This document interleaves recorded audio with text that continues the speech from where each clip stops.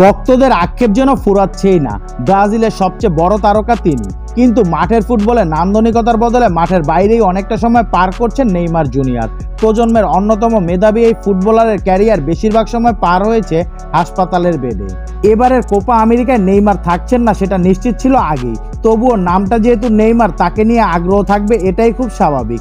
Brazilian এই তারকা মাঠের বাইরে দীর্ঘদিন ধরে, কবে নাগাদ ফিরবে তাও অস্পষ্ট। সম্প্রতি সৌদি লিগে জেতার পর আল হিলালের জার্সিতে দেখা গিয়েছে তাকে, এটুকুই ছিল নেইমার কেন্দ্রিক খবর।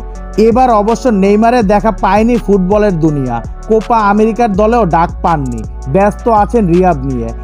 এরই মাঝে নেইমারের ক্লাব আল হিলালের কোচ দুঃসংবাদই দিলেন ব্রাজিল ভক্তদের জন্য। সৌদি আরবের রাজধানী রিয়াদে সাংবাদিকদের মুখোমুখি হয়ে জেসুস বলেন, আমি যতদূর জানি নেইমার সেরে ওঠার জন্য যে সময় দেয়া হয়েছে এবং এই ধরনের চোট থেকে পুরোপুরি সেরে উঠতে যে সময় লাগে সেটা কমপক্ষে 10 থেকে 11 মাস।